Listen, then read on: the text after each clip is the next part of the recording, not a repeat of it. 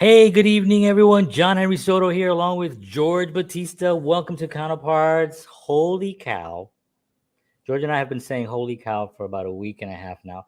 Uh, Steve Smith is on the show tonight, legendary drummer, Rock and Roll Hall of Fame, Vital Information, Journey. I mean, we are going to have an amazing conversation. Please hang out while we listen to a little tune.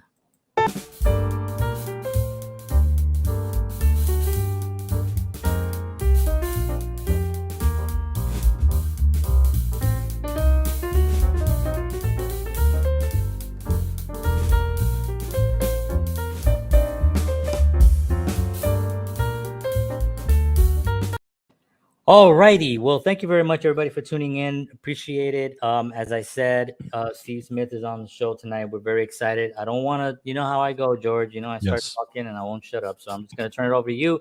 Let's give some love to one of our sponsors, and then let's just get the show on the road. absolutely. Well, the Counterpart Show is brought to you by Wellness Resources, a family owned and operated nutritional supplement company providing the highest quality, clinically formulated supplements since 1985. Find out why.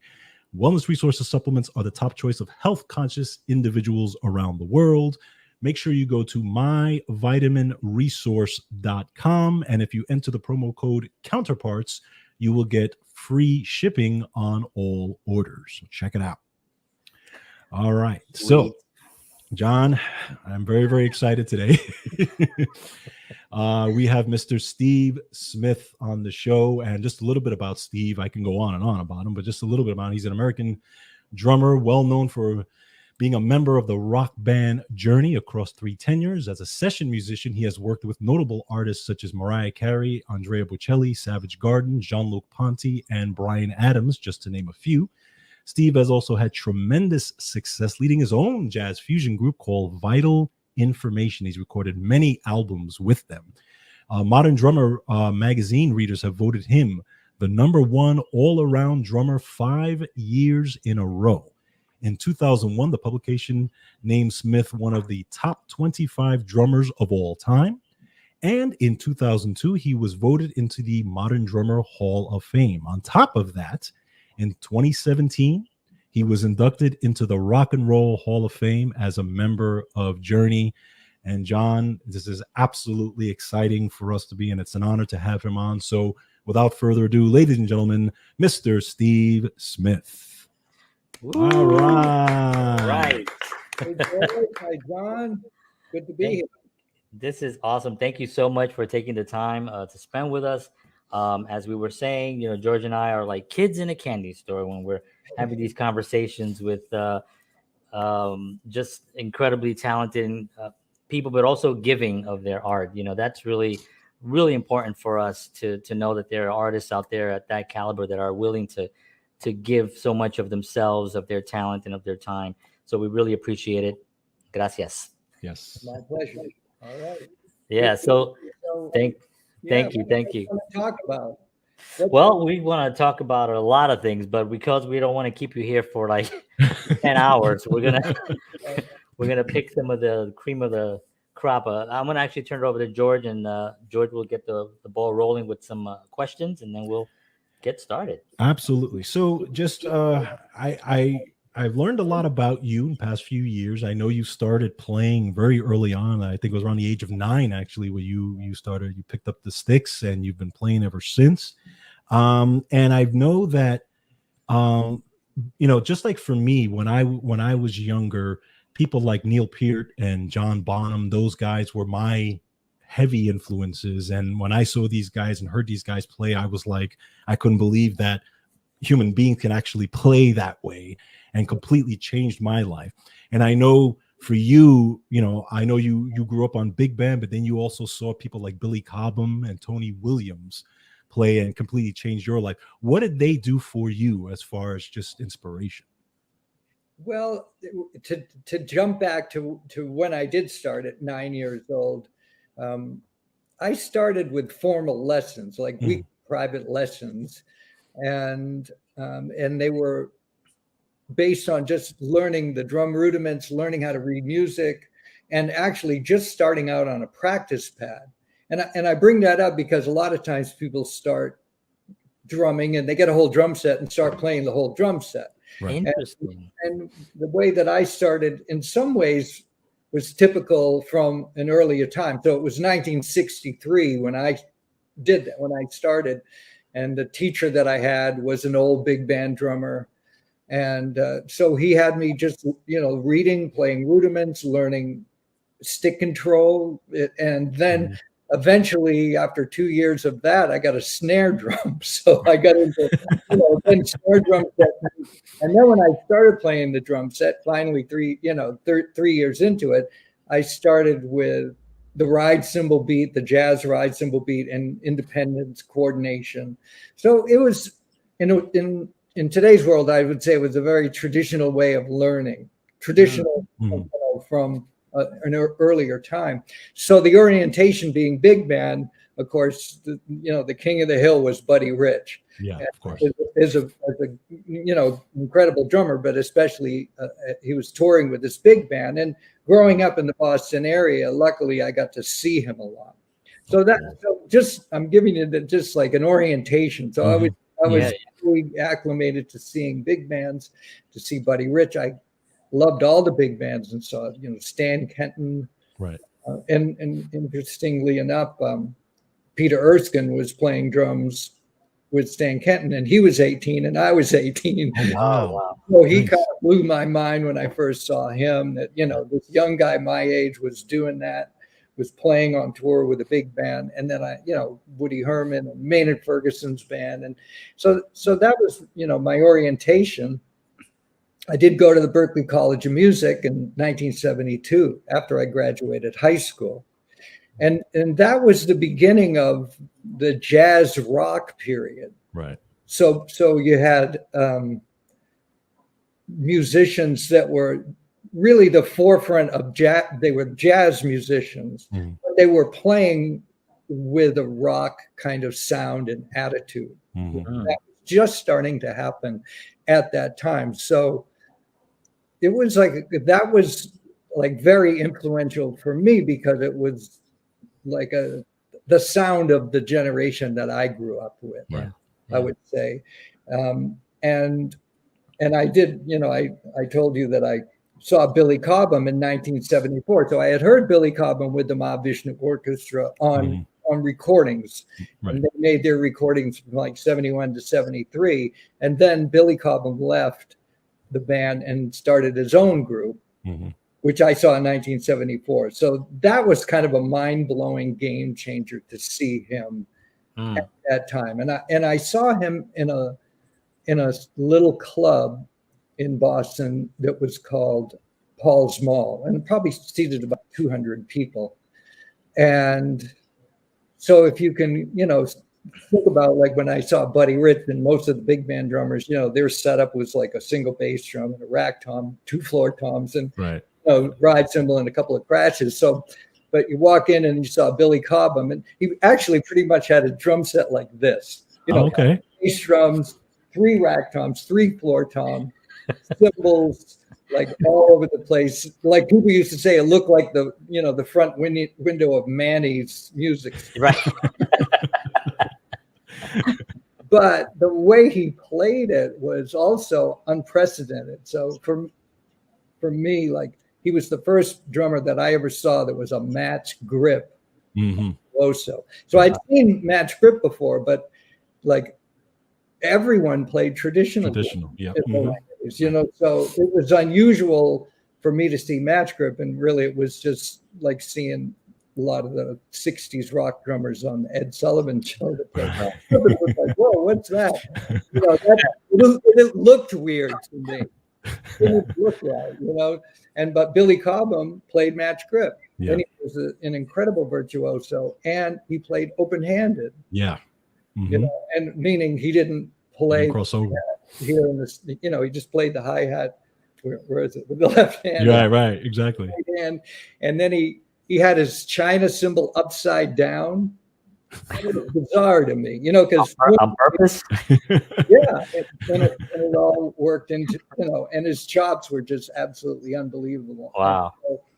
So there was that was pretty mind blowing. And then about a year later, in the little club next door, which is called the Jazz Workshop, I saw Tony Williams play with his group called the New Tony Williams Lifetime with Alan Holdsworth, Alan Pastor, Tony Newton. And it was a similar kind of mind-blowing experience because these drummers were playing jazz, but they were playing it with this rock sound and attitude.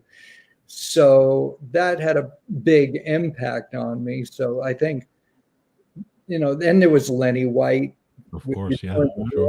And Alphonse Mouzon with Larry Coryell's group, and then I saw Mike Clark with the Headhunters, and and Dave Garibaldi with Tower of Powers. So there was, like, I had grown up with the jazz guys that were playing very straight ahead, but these guys were taking that ability and then mixing it up with the more rock and R&B, funk, a little bit of like Latin, so fusion. It is just everything, like all kinds of the styles of U.S. music put into one. So in a way, that became more my concept, and then I think I can do a lot of different things, but in a way that was the main thing that I got into at that time.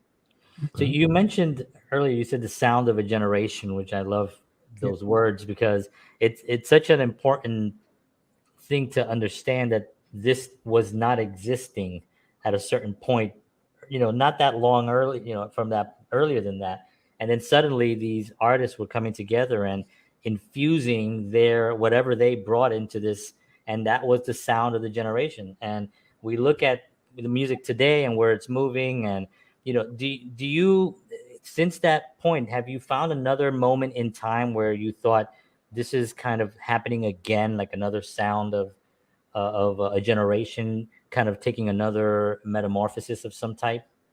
Not as profound as what happened at that time. Right. There was, and I'm in the time I mean is like, say, the mid 60s, into the mid 70s, kind of this. Right. It's about a 15-year window of like where. And I think because you had young musicians playing jazz, but they could appreciate the Beatles and the Rolling Stones and Boys, and then Jimi Hendrix and Cream and Led Zeppelin. They could appreciate all that music as well as as much as they could appreciate earlier Miles Davis and John Coltrane, because even Miles Davis himself, when started following a direction like that, and then pretty much everyone that played with Miles Davis started their own band on this cutting edge of jazz rock fusion. So in my mind, in those years, I wasn't seeing it as a separate music from jazz. I was just seeing it as the modern way to play jazz. Right. Oh, interesting. Yeah. Okay. Makes sense. It's the cutting edge of jazz. Wow. And it's in the present day, it's like people see it a little different. They see it as a branch off a tree. Yeah. And then there were some people that stayed more like in the center of what jazz was earlier. So there's lots of variations and lots of different concepts out there. I think lately, and I say lately, maybe in the last 15 or 20 years, I've been involved in, and I see a lot of Indian influence coming into jazz. Oh. That's something like Indian rhythms, and then some musicians that are even like bringing some of the ragas in. Of course, Mahavishnu had that, and then Shakti had that, and those were bands, the John McLaughlin bands from the early and mid 70s. But it's coming a little bit more prominent now. It's not like a huge thing, but it is definitely bringing some new information into the jazz world, melodically and rhythmically. Yeah. I want to ask you about Buddy Rich, because I see, you're both drummers, so you're seeing something that I'm not seeing. I'm seeing amazing rhythms. I'm seeing speed. I'm seeing, the playfulness of the whole thing. would you say he was the best? I would say yes. I don't think there's really any doubt about it. Really? Yeah. Yeah, he had a virtuosic ability that I don't think has been matched. Mm-hmm. And it was and it's not like it was gone. He didn't go about it with, Right. as far as I can tell, with lots of study and in practice. It was pretty much a natural gift. Yeah. Yeah. And he grew up at a time in an environment that he could hear some of the greatest drummers at that time, and somehow he was able to intuit how to do that, and physically he could do it. And I know I've heard you guys on your last show, you were talking about Neil Peart and Gruber. Now Freddie Gruber was a very close friend of Buddy Rich's, and Freddie Gruber had incredibly great powers of insight. Like, he could watch somebody play and he'd know so much about their technique and their background. Like, he was like a coach that could watch a player and think, okay, he's got this and this and this, but he could use use this direction. But he told me that he thought like Buddy was like an extremely gifted athlete. Applied to the drums. Right. Yeah, absolutely. Absolutely. His abilities to the drums and almost will himself to play certain things. That's amazing. Watch some of the old videos. It's never ceases to blow my mind when I watch some of that. Yeah. But it's also, I have to say, it's not just what made him really a great musician and drummer overall is not just the speed and the chops and the soloing, but he really was a great accompanist. He knew how to play with other musicians. He knew how to support them. And when you saw his band, he featured the guys in his band a lot. Featured the arrangers that were writing the charts for him. So and then he would feature himself with usually at the end of each set, like a big extended solo. Right. But, he was a great musician. And if you really dig into his catalog, you'll find that he's on some great records that you would never know it was him. Like there's an album with Louis Armstrong and Ella Fitzgerald. That's a really great record. Just the two of them together. And it's Ray Brown on bass and Oscar Peterson on piano and Buddy Rich on drums, just playing, like brushes. And there's a couple records like that, where he just was hired for the session and came in and did his part. And you never know it was Buddy Rich. Wow. Unbelievable. That's absolutely. Yeah. And one of the things about him was that he was just an all-around entertainer, right? Because he also could sing, he could dance, he could pretty much do it all, funny. And he was funny. Yeah, he was a funny, obviously, being on Carson and, all these different places. And one of the things about you that I really admire as well, because I think that gets a little lost sometimes with drummers, is that you entertain when you play.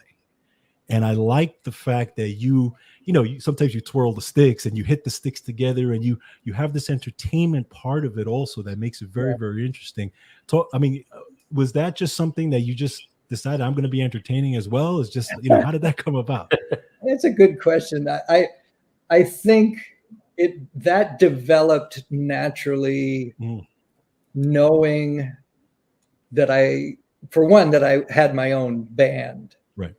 And it's hard being a drummer and being a band leader. It's not the most natural instrument to be a band, play the drums and be a band leader, but it's been done, like Buddy Rich, like Art Blakey and the Jazz Messengers, and Jack DeJohnette has had bands. Lots of drummers have had bands, and I saw them, and the ones that appealed to me the most were the ones that were also entertaining, like Max Roach. Like I would see Max Roach play with his band, and it was entertaining. But actually, I saw Max Roach a few times play solo drum set concerts. Wow. He would play like for an hour just by himself. Oh, And, wow. and that was entertaining because he did things like he played Mr. Hi-Hat. Now, if you saw me, maybe I did that. He'd just take a hi-hat down to the front of the stage, and that's, I saw Max Roach do that. So I wanted to learn how to do that. He'd take a snare drum to the front of the stage and just play snare drum. Wow. And so that's kind of entertaining, right? Yeah, absolutely. The hold of, always behind the kit. And it's one of the reasons why I set my drum set up sideways in the front of the stage, so people could see what I was doing. Yeah. Versus just with the bass drum facing the audience, where that way that's a typical setup, but the audience can't always see what you're doing. Right.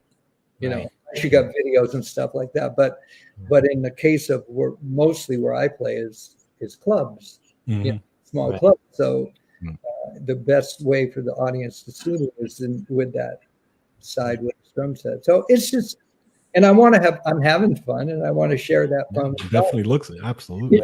Yeah. I have about a lot of pictures of George like this.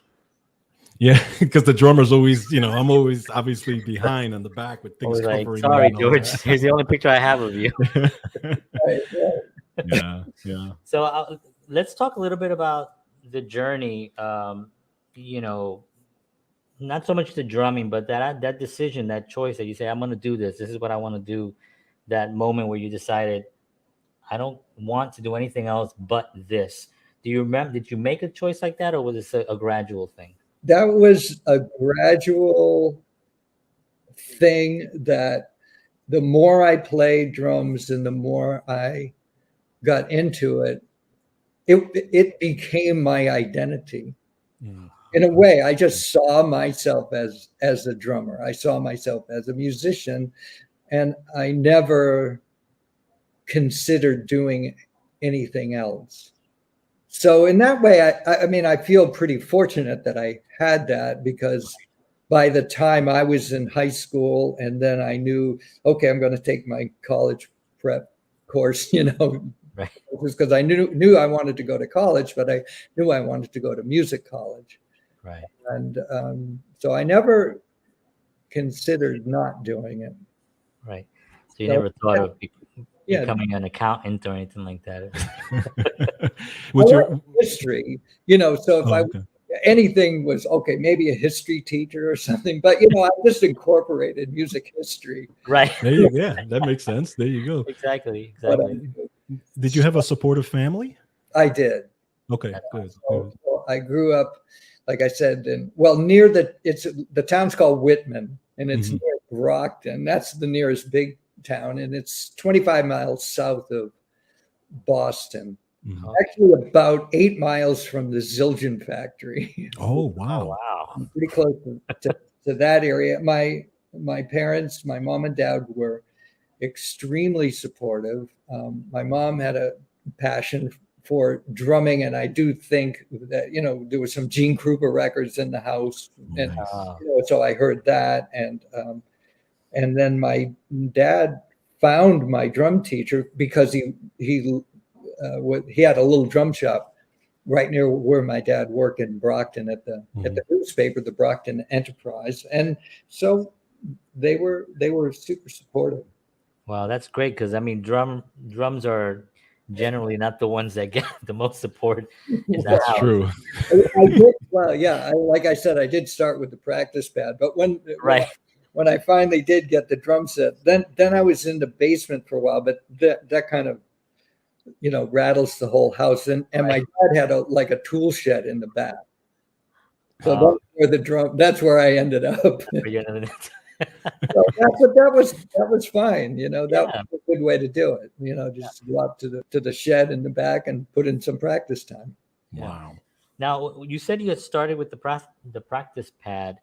That sounds like it almost sounds rational to start that way, because today you're like George, for instance. We just he just went out and bought a big drum set, and he figured it out. But it seems like the rudiments and all the fundamentals are really within here first, and then you can build out. Do you recommend anyone that's starting out, to start that way? I personally, from my own experience, feel like it's a great way to do it. Right. And the reason is if you get a whole drum set to start with, you'll start off by playing beats. Right. Now it's different for everyone, and Right. that might really work for some people. Right. But if you start off by playing beats, then your right hand is just going to go like, play the hi-hat of the cymbal and just play eighth notes, let's say. Right. And then the back beat is with the left hand. Your left hand is just going to play like 2 and 4. Right. So you, unless you decide, okay, I'm going to really work on my hand technique, you never really get around to it. That's true. That's very true. And so, with my orientation, it was, let's work on the hand technique at first and get that going. And then we're going to add these other instruments, and make up a whole drum set. I think it'd be really hard to get young folks. Yeah. Well, and it's tough also. George did it though. I did it, but it's because I kind of fell into the trap, and a lot of drummers, I'm sure, fall into the trap where you see your favorite drummer just wailing on their kits. So your first thing is get the kit and just follow them, right? Yeah. And then what happened to me is I ended up so chops oriented, and fill oriented in the beginning because I wanted to be Neil Peart, I wanted to be John Bonham and those guys, and I had to kind of go backwards and say, okay, well, you know what, you need to learn how to play some good time first before you go crazy doing this. So I had to kind of reverse engineer it type thing and then learn the rudiments and all that. So I kind of did it backwards. But you a lot of drummers I know that fall into that because they want to be that person, right? Yeah. Well, you want to have the ability to play the ideas that come to you, right? And have a lot of headroom with your ideas. In other words, you don't want to be at your top speed, let's say, right? And just be able to play like kind of basic stuff. Right. You want the basic stuff to be there, but for it to be super easy. Mm-hmm. Right. So it's like having a car with a good engine.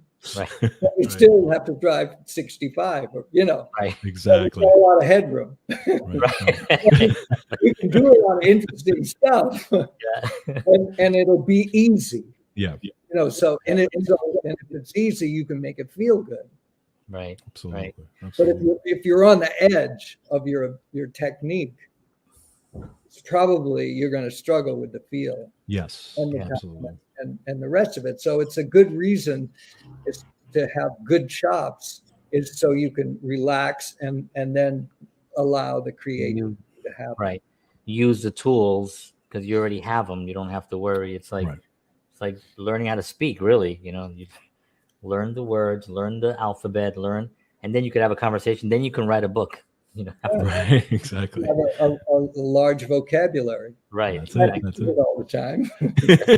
Exactly. So I wanted to thank you because you were kind enough to send George and I these amazing CDs. This is a New York City edition. I'm going to get to and this is the best of. Yes. Right there, signed. And this comes out in 2 days. That's right. And I want you to tell us a little bit about this because this is the complete Columbia recordings, and this goes back to I think you said 83. Yeah. So yeah, there you go. So in 1983, this album came out, which is the first Vital Information album. I'll do that too. Yeah. And, so I had,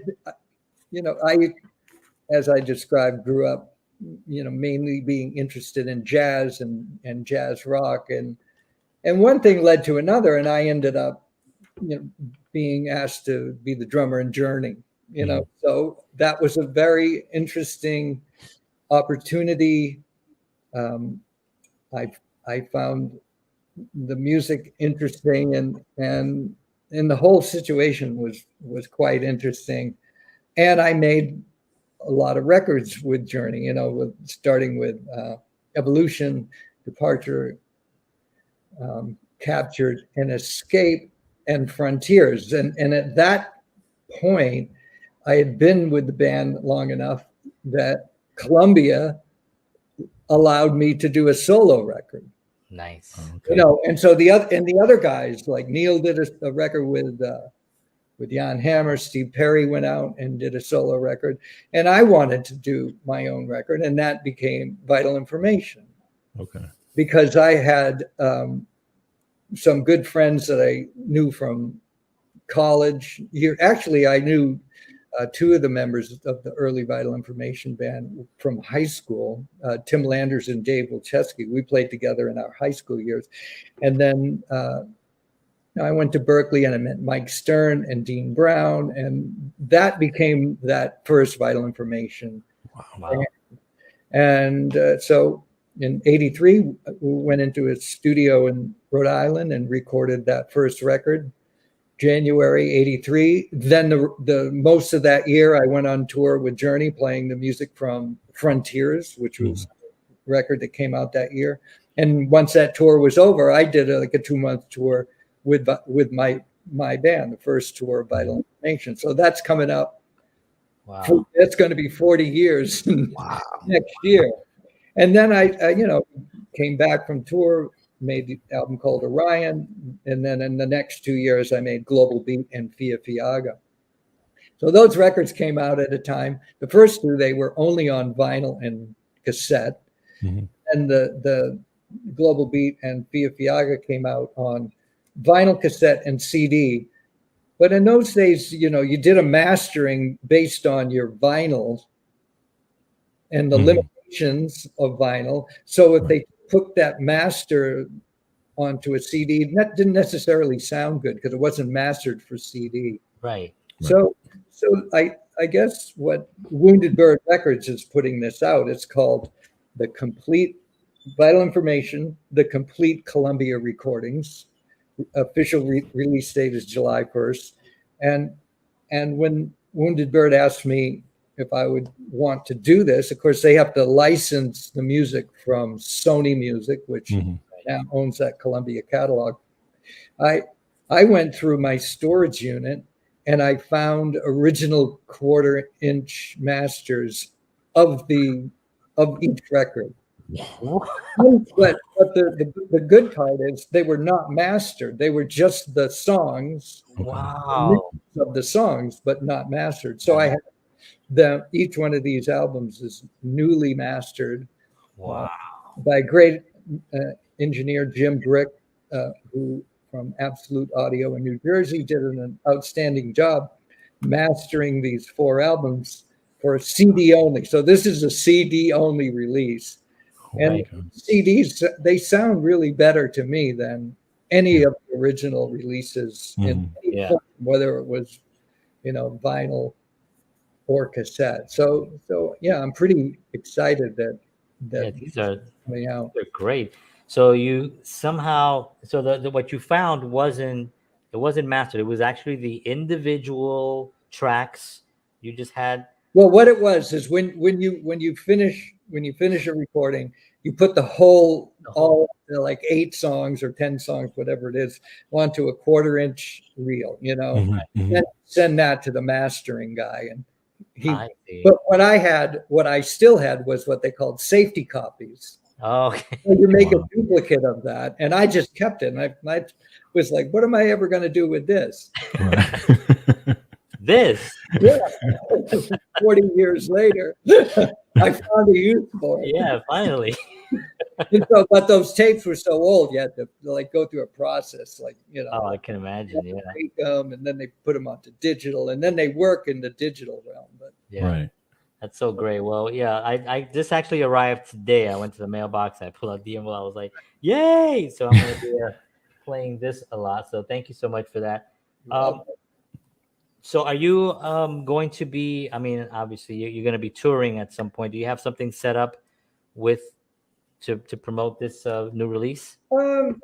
I'm not touring at this point to promote that, but I'm talking about it in interviews. I do I will be playing a few gigs in September with a new lineup of Vital Information. Okay. We'll be playing in Rhode Island and then 3 nights at Birdland in New York City. So nice.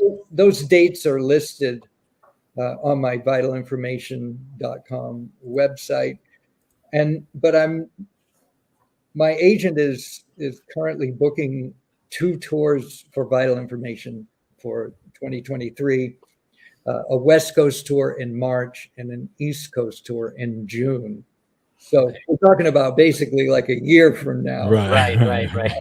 But with COVID and Yeah. getting canceled and musicians Yeah. getting sick, I've been keeping a pretty low profile. Yeah. But I really like though what you did during COVID when you started from the practice room. Right. That was fantastic because you Yeah. really, I mean, you took advantage of the platform and say, listen, we can't, you guys can't tour. A lot of musicians weren't working, obviously, but at least you were still providing value and information to the drummers and out there and saying, hey, we could watch you and we can learn stuff and we can practice at home and watching you and stuff. So it was fantastic. Yeah, that was something I felt I needed to do just to keep myself busy and creative. Mhm. And it was rewarding because I do practice every day or almost every day. And I'm always working on new ideas. And I just thought, well, let's document some of this and put it out there and just keep some energy going, creative energy going for myself. And then, people responded and they enjoyed those videos. Definitely. That's great. So I wanted to ask you about the experience with Journey because it is a massive. I mean, I can't even imagine what it must be like to be. You have to get into a van and you got to escape the stadium. I mean that whole thing. I've seen footage. I've seen some video footage and stuff, and it's what is that? Because you're really in a great position because you're able to you do Vital Information. You have this amazing work. It's your work. It's your passion. And then you have this other monster that kind of like that you were part of that kind of had this this life. What was that balance like for you? I mean, it must have been a tremendous. Well, if you're talking about going all the way back to like 1978 to 85, when I was in Journey and we were in the process of writing music, recording albums, putting them out, and then going on tour, and just like it was a yearly cycle that would happen. Wow. So we would spend about 3 months at home, but working 5 days a week. So we lived. The band was based in the San Francisco Bay Area, so I moved. I had to move there, so I moved to. At first, I moved to Mill Valley, and we would rehearse in Oakland, California. So that it was like 20-minute, half hour. It was before like tons of traffic. It was not that bad of a commute. But we would go to a rehearsal hall and just jam and come up with songs by, someone would bring in a riff or a chord progression, or I would play a groove, or there'd be a bass line, and then and we would write music organically like that. Steve Perry would find melodies over the grooves and the riffs and chord progressions, and so the music developed quite organically with the 5 people in the room. And so our goal was to write an album. Mm-hmm.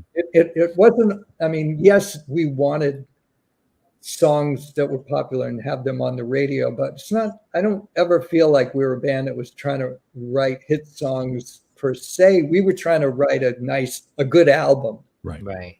And so we knew we needed songs that would go on the radio, but we were trying to tell a story also, 10 songs that worked together and made sense. And and we would rehearse a lot. And by the time we got to the studio, we were prepared so we could make an album in a fairly short time.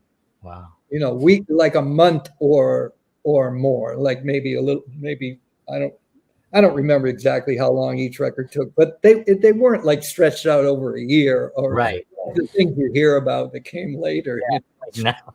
Because then we had a tour, like our manager, Herbert, just like he already had his book, so we had deadlines, so it was very businesslike. Yeah. In that way, it's like we were creative, but we were focused, so we rehearsed 5 days a week, learned the music, went in the studio, made the record, and then go on tour. And things started slow. And when I first started in the band, the venue size was like, it was theaters, 2,500 seat theaters. Mm-hmm.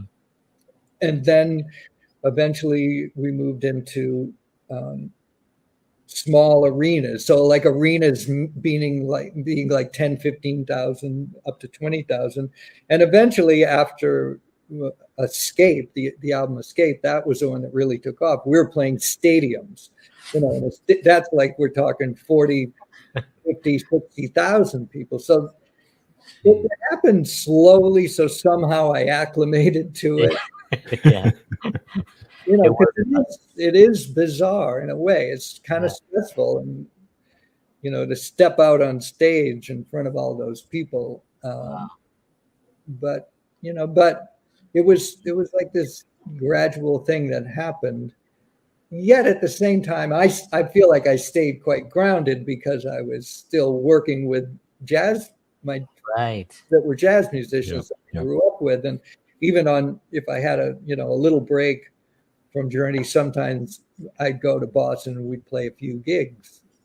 Just in a little club. And that, so, my musical focus was wide. Mm-hmm. Right.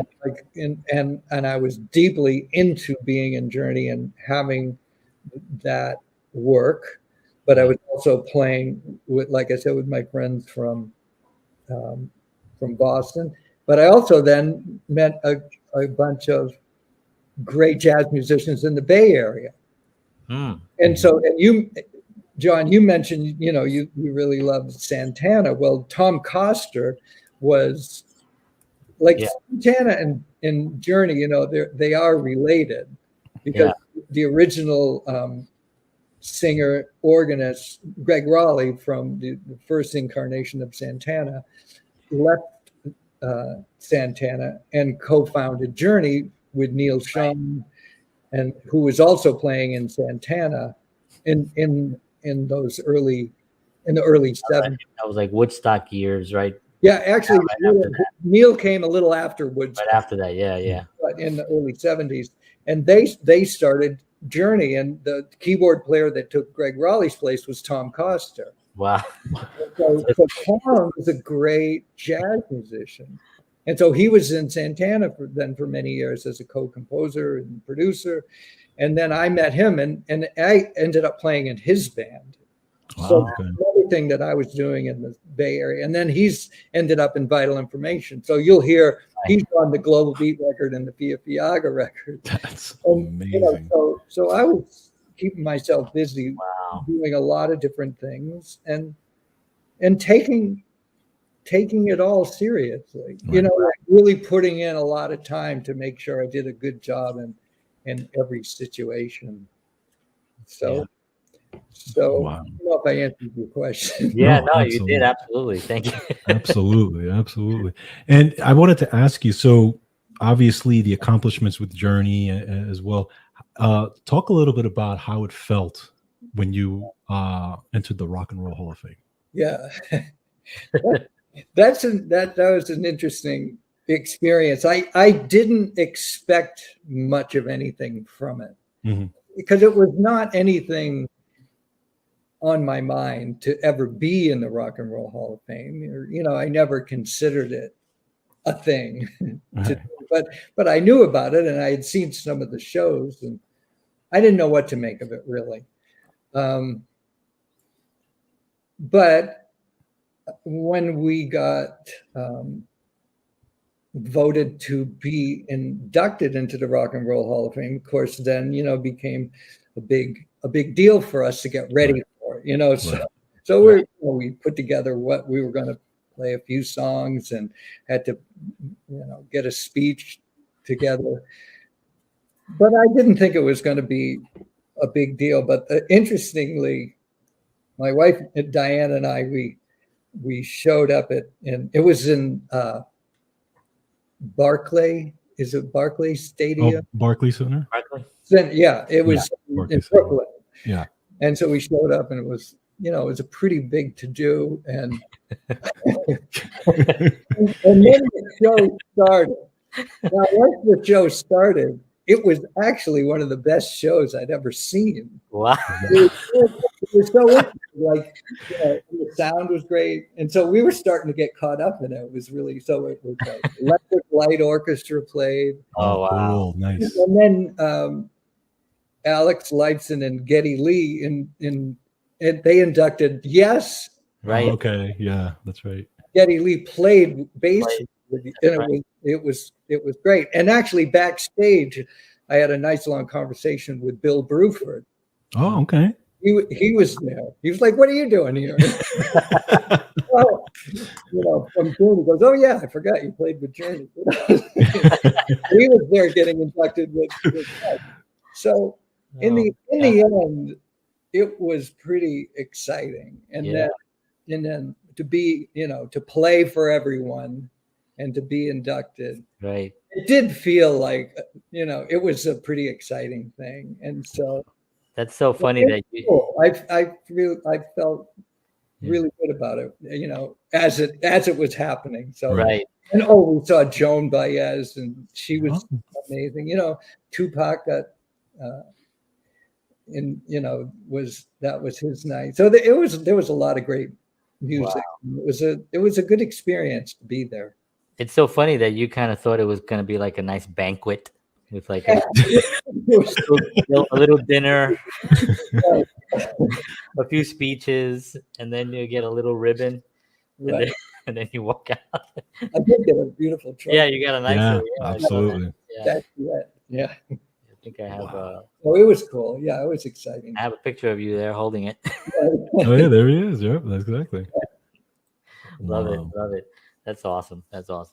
So it's 47 minutes we've been going. Wow. I feel like we've got so much.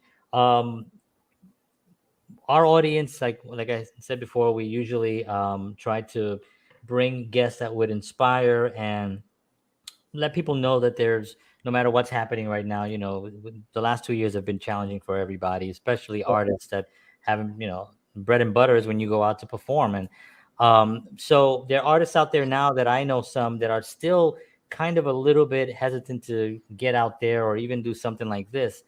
Do you have any, advice or something that you would, I know it's kind of a big question, but any kind of, just thoughts that you would actually like to communicate to anyone out there that's kind of feeling a little bit of pressure, wanting to get out there again? Well, I'm one of those people that have not really. We are too. Yeah, I miss playing with other musicians a lot. And when I first was experiencing staying off, not being on tour, in some ways there was a certain relief to it. Because if I look back at my schedule, it was pretty crazy. Yeah. I was working all the time with very little time at home. So I found in some ways a relief to be at home, though I was still going on a lot of the energy that had been built up from years before. So when I started, like from the practice room, I had a lot of ideas and a lot of energy. But as time went on, that energy dissipates. Right. And now I'm having trouble myself, staying really motivated. Sure. But I push myself to practice most days. because I do know eventually I'm going to be out there playing again. Right. Yeah. And so the practicing, I like sometimes people, they ask me like about I practice even when I don't feel like it. And so, like what, and why do I do that? It's because when I'm on tour, I don't necessarily feel like playing every night either. Right. I mean, realistically, Yeah, when I'm sure. on tour, Sure. for 6 months or even for a month, you don't always want to play every single night. Right. But you need the chops to do that. And the chops come from, for me, the fact that I practice pretty much every day. So then you can access your best abilities even when you don't feel like it, because the chop of putting in that daily practice is there. So I do encourage people to practice every day or close. Like I do 6 days a week. I try to take Sunday off. Sometimes I'll take another day off, but I'll put in, an hour, 2, 3, not usually more than that. But I feel like it's important to keep my chops up, which that's hard to do without a lot of live playing. But I do work on that.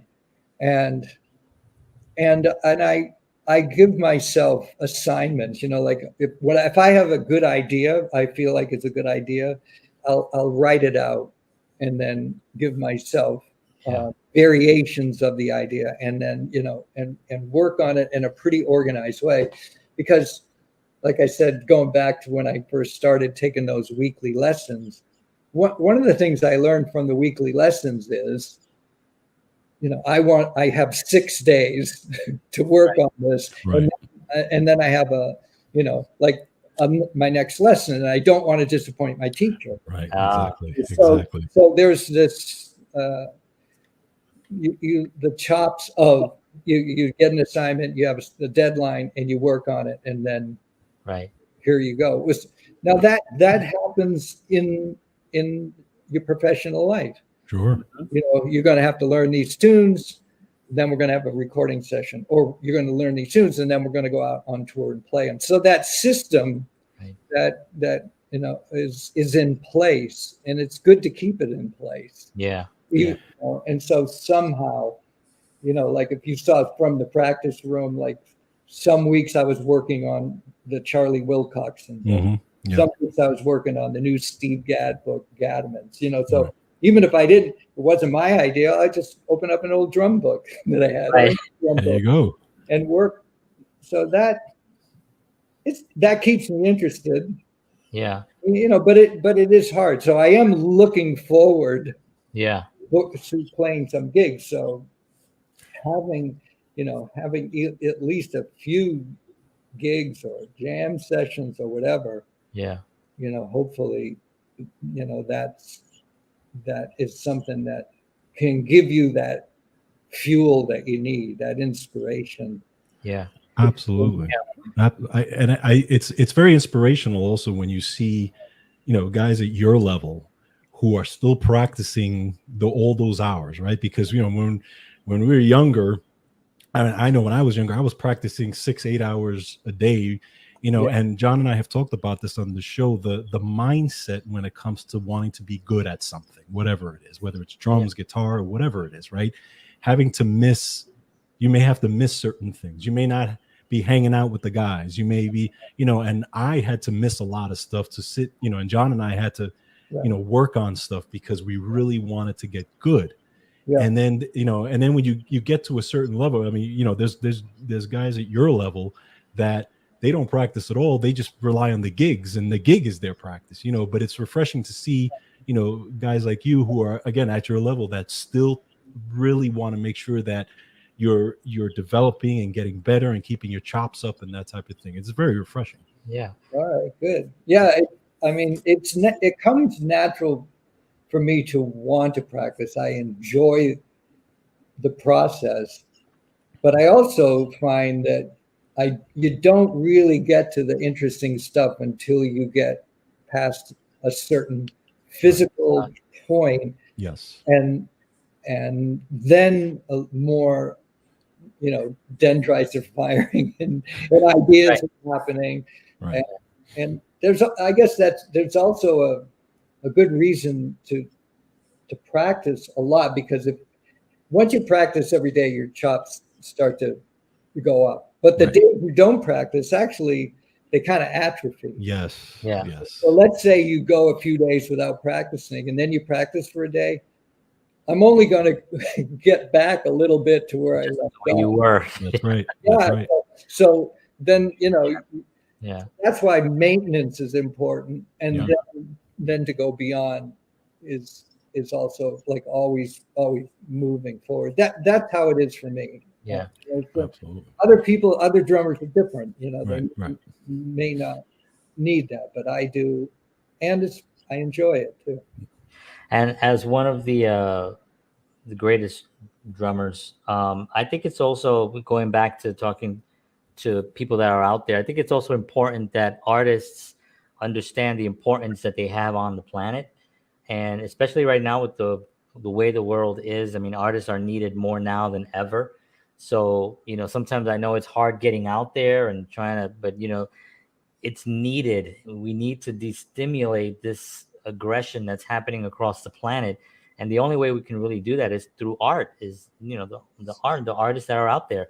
So we are super excited that you are going to get back out there. And are you going to come through Nashville? Is that anything in the cards, please? That's a good question. Usually the jazz tours don't go through Nashville. I know.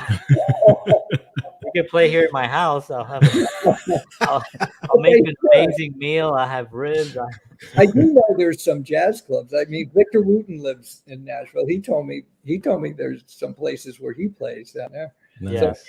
So hook me up. There are some places. I'll find some places. I'll send them over to you.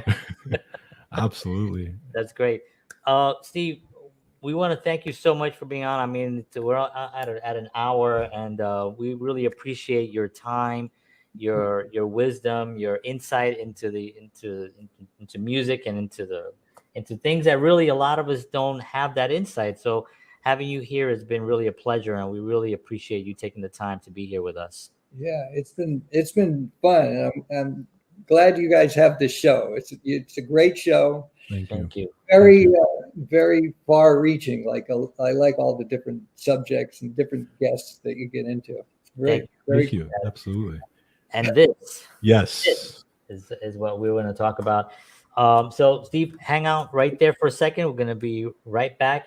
But thank you so much for being on, and we appreciate it. And we'll definitely be seeing again soon, hopefully in Nashville. Okay. But in New York, definitely. Yes, definitely. I will see definitely you. In Yes. New York. Definitely in New York. All right. Hold on. Woo! Wow. Everybody check out Steve and Vital Information. You will not be disappointed. What an amazing band.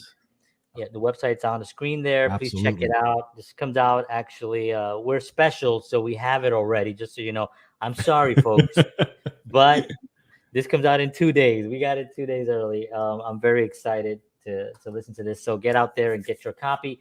Want to thank everybody for tuning in. Appreciate y'all very much. We will see you all again next time. George, thank you very much as always. And for everybody here at Counterparts, me and George, want to thank you and see you all next week. And as always,